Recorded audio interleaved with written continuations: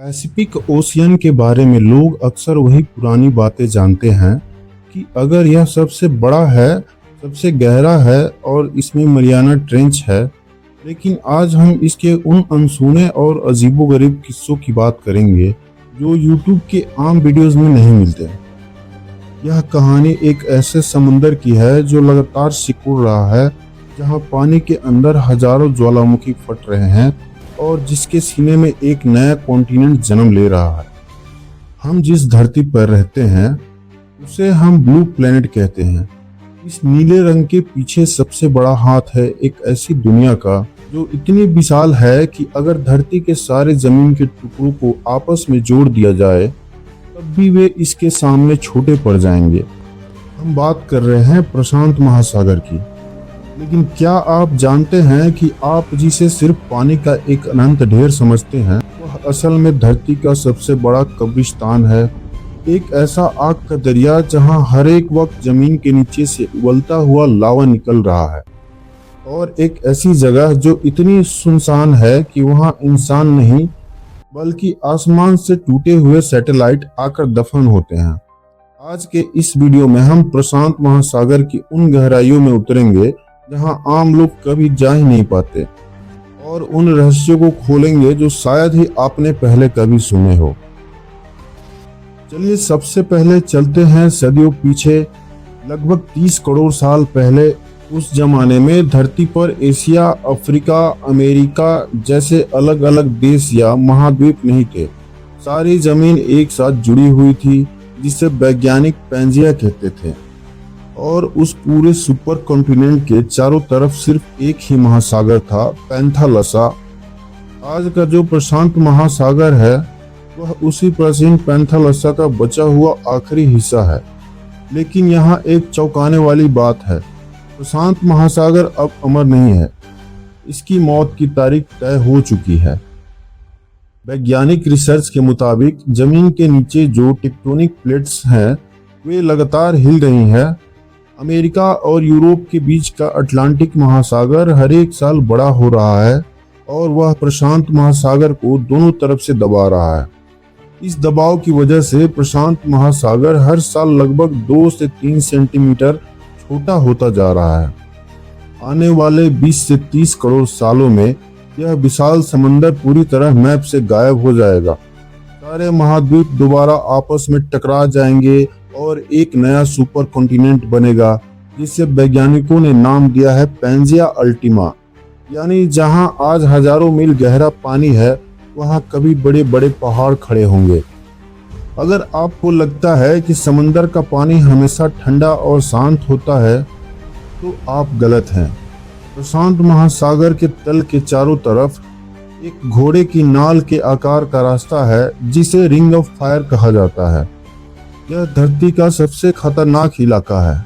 दुनिया के 75% से ज्यादा सक्रिय ज्वालामुखी इसी रिंग ऑफ फायर में आते हैं। इसका मतलब है कि प्रशांत महासागर के अंदर हजारों ऐसे पहाड़ हैं जो लगातार उबलता हुआ लावा उगलकर पानी को गर्म कर रहे हैं। दुनिया के 90% भूकंप इसी एरिया में आते हैं।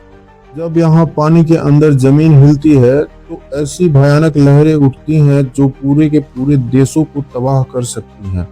लेकिन इस आग के बीच भी जिंदगी पनपती है।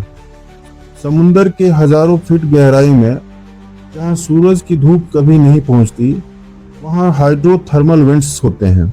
ये जमीन के नीचे से निकलने वाली ऐसी चिमनियाँ हैं जहाँ से 400 डिग्री सेल्सियस तक गर्म तेजाब पानी और जहरीली गैस निकलती है।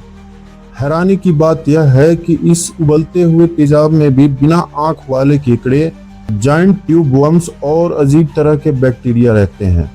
ये जीव सूरज की धूप से नहीं बल्कि उन जहरीली गैसों को खाकर जिंदा रहते हैं, जो विज्ञान के मुताबिक लगभग असंभव है। हम सब ने स्कूल में पढ़ा है कि दुनिया में 7 महाद्वीप हैं, लेकिन साल 2017 में एक जियोलॉजिस्ट ने एक ऐसी खोज की जिसने पूरी दुनिया की भूगोल की किताबों को बदल दिया। उन्होंने प्रशांत महासागर के अंदर धरती का 8वां महाद्वीप खोज निकाला। इसका नाम है जीलैंडिया। यह महाद्वीप लगभग 50 लाख स्क्वायर किलोमीटर बड़ा है, यानी भारत के आकार से भी काफी बड़ा। लेकिन इसकी कहानी अलग है। लगभग 2 करोड़ साल पहले जमीन के अंदर की हलचल की वजह से यह पूरा का पूरा महाद्वीप समुद्र में डूब गया।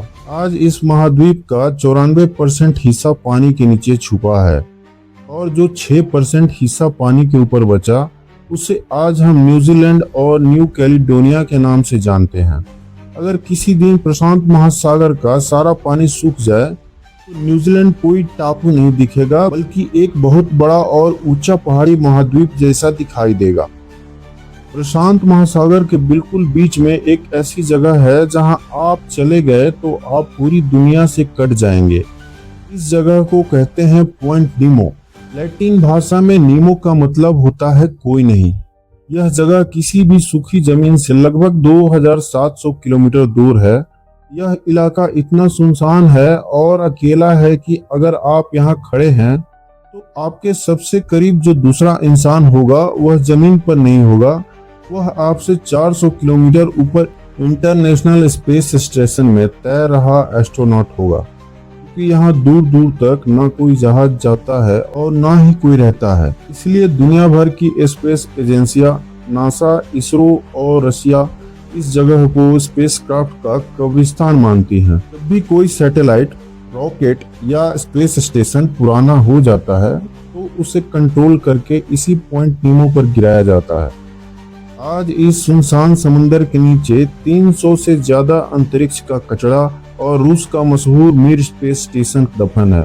चलिए अब बात करते हैं प्रशांत महासागर के एक ऐसे रहस्य की जिसे आज तक बड़े बड़े वैज्ञानिक भी नहीं सुलझा पाए। इस रहस्य का नाम है white shark cafe. North America और हवाई के बीच समुंदर का एक बहुत बड़ा हिस्सा ऐसा है जिसे समंदर का रेगिस्तान कहा जाता है, क्योंकि वहां ना तो ज्यादा मछलियां होती हैं और ना ही खाना। लेकिन हर साल ठंड के महीनों में हजारों ग्रेट व्हाइट शार्क कैलिफोर्निया के तट को छोड़कर हजारों मील दूर इस सुनसान इलाके में आती हैं। वे यहाँ आकर महीनों तक रहती हैं और लगातार समुंदर में 1000 फीट नीचे डाइव लगाती हैं।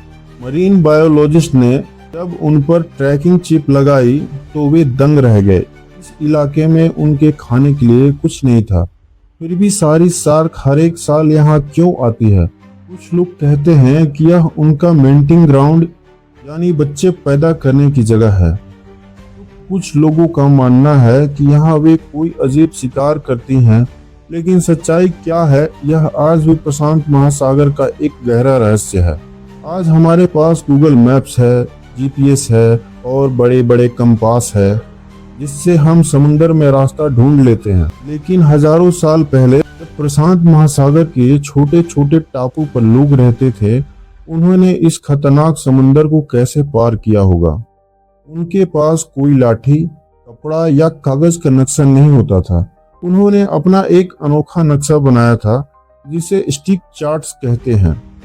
यह नक्शा पेड़ की टहनियों और समुद्री सीपियों को बांधकर बनाया जाता था।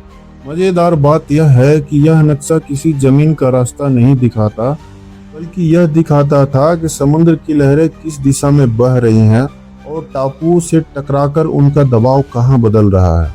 वहाँ के पुराने नाविक जहाज पर बैठकर सिर्फ पानी को छूते थे और लहरों के झटके से समझ जाते थे कि हजारों मील दूर कौन सा टापू किस तरफ है।